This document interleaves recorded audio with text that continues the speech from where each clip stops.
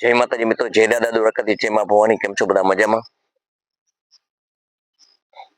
મિત્રો, આજે આપણે વાત કરવી છે સંબંધો સાચવો. સંબંધો ક્યારે સચવાય? મિત્રો, સંબંધ આપણે કોઈ સાથે કઈ બંધાણો છે. આપણે ગમે તે સમાજ હારે જે સંબંધ છે એ આપણા સંબંધો ક્યારે સચવાય એમ. મિત્રો, સંબંધ છે ને એ કાચા દોરાના તાતણા જેવો છે. મિત્રો, એને ખૂબ સંભાળીને ચાલવું પડે, કારણ કે જો એને સંભાળી નહીં ને તો એ તૂટી જાય. અને તૂટી ગયેલો સંબંધ છે ને એ પછી તમે સાંધો ને તો એ સાંધો કહેવાય. એ સંબંધ બંધાય ખરા, સંબંધ રહે ખરા, પણ એ સંબંધ પેલા જેવો ખીલે નહીં. પેલા જેવો તમારી મીઠાશ છે ને એ મીઠાશ ના આવે, કારણ કે એમાં સાંધો થયો છે.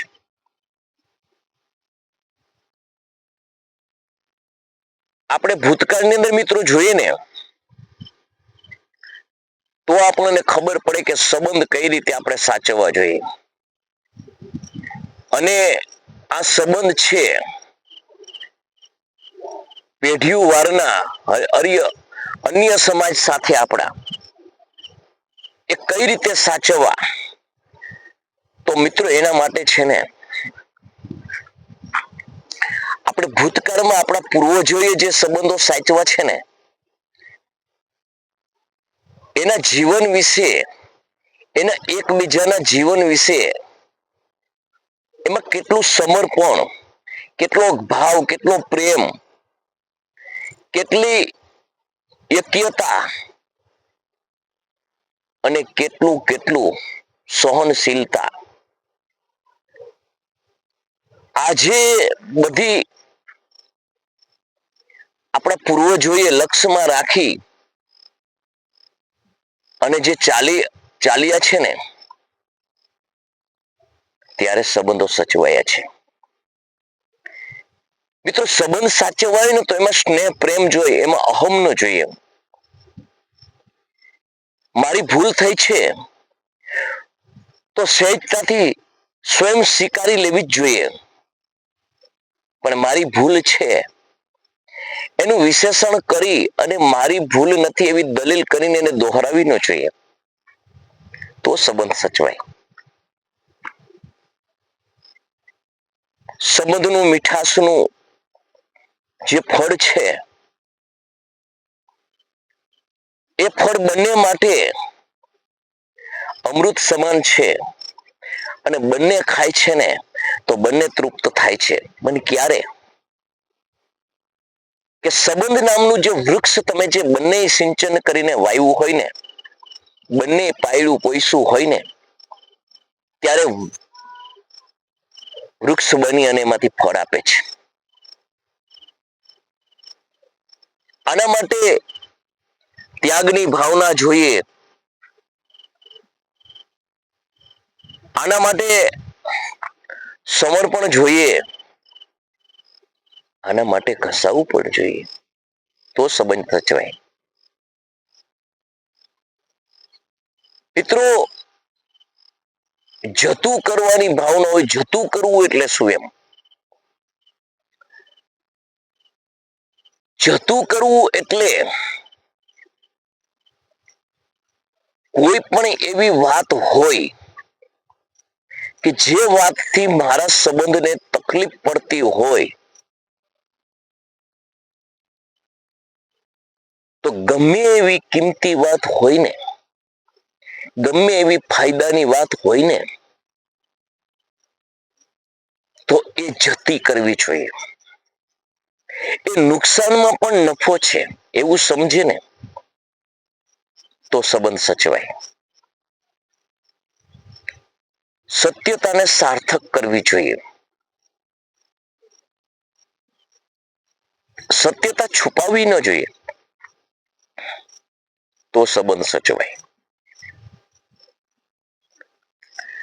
મિત્રો, આજે માણસ છે ને, કોઈ પણ પ્રવૃત્તિ પોતાની જ્યારે કરે છે અને એ પ્રવૃત્તિની અંદર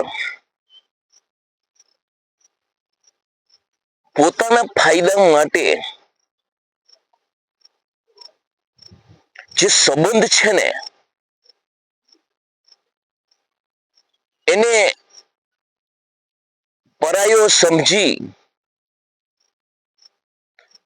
અને જે કૃત્ય કરે છે ને, સામેના વ્યક્તિને શું ખબર પડશે, સામેના વ્યક્તિને નહીં ખબર પડે, સંબંધ સચવાઈ જશે અને મારું કામ થઈ જશે, આવું જે કરે છે ને ત્યારે સંબંધ તૂટે છે.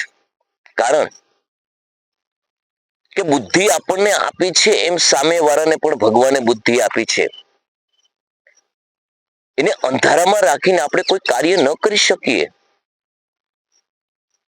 આવું જ્યારે કરે છે ને ત્યારે સંબંધ તૂટે છે. આવો સંબંધ જ્યારે માણસ તોડે છે ને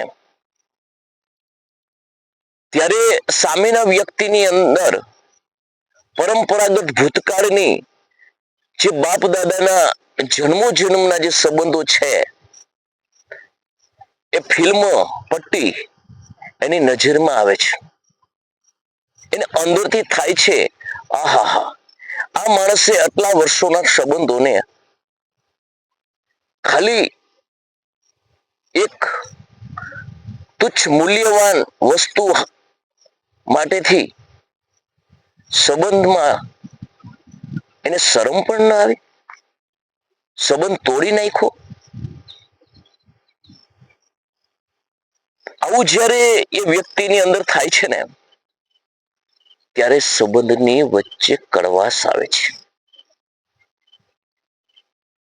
પછી જ્યારે સમય આવે છે અને એ વ્યક્તિ એને કહે છે કે તમે મારા માટે આવું કર્યું, ત્યારે એ સંબંધ સામલો સાચવવા માટે ઉલટ ગુલટ બોલે છે ને ત્યારે સામેનો વ્યક્તિ શું કહે છે ખબર છે? કે તમે અમને એવું સમજો છો કે અમને ખબર નથી પડતી. એવું નથી ભાઈ, પણ તમે આમ કર્યું છે. છતાં સામેનો વ્યક્તિ સહેજતાથી સ્વીકારી નથી લેતો ને ત્યારે સંબંધ સાવ તૂટે છે. હું કોઈ ભૂલ થઈ હોય તો કાન પકડી અને ગમે તે સમાચારે આપણા સંબંધ હોય ને એ સ્વીકારી લઈને, એ ભૂલ ગમે તે હોય સ્વીકારી લઈને એમાં જ આપણી મહાનતા છે. તો સંબંધ સચવાઈ જાય. હા, પેલા જેવી મીઠાશ ન રહે, પણ સચવાઈ જાય. મિત્રો, જીવનની અંદર તમે આવ્યા છો તો જવાનું છે, ફાઇનલ છે, પરંતુ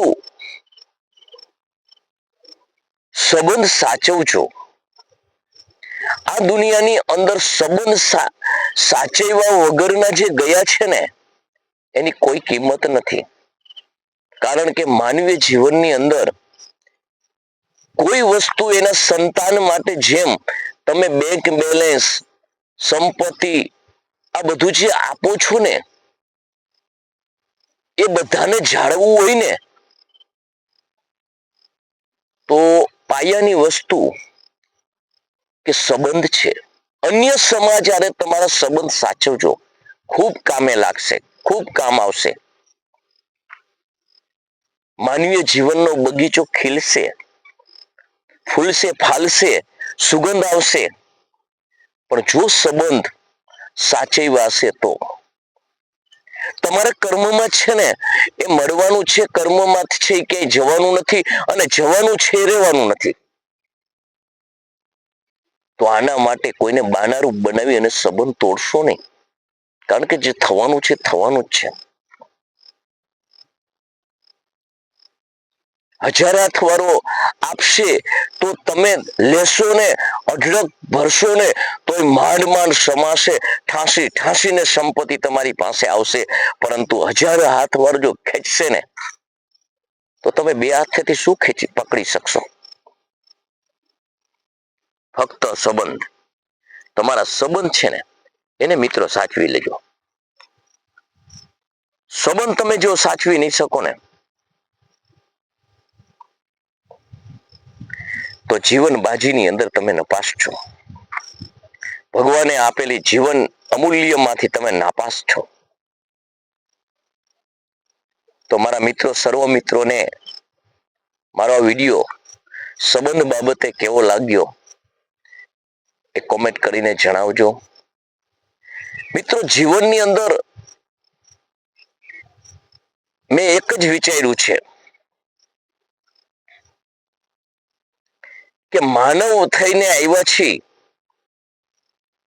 અને માનવ થઈને જવું છે.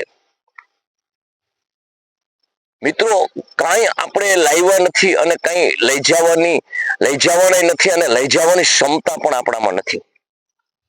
ભગવાન રામ આવ્યા, કૃષ્ણ આવ્યા, દશા અવતાર આવ્યા, એ બધું અહીંયા જ આવ્યા છે, એમનેમ આવ્યા છે ને એમનેમ જ ગયા છે. તો આપણે શું આપણી ઓકાત છે? તો સર્વત્ર મિત્રોને મારે એક જ એ કહેવાનું છે, ભાવ, પ્રેમ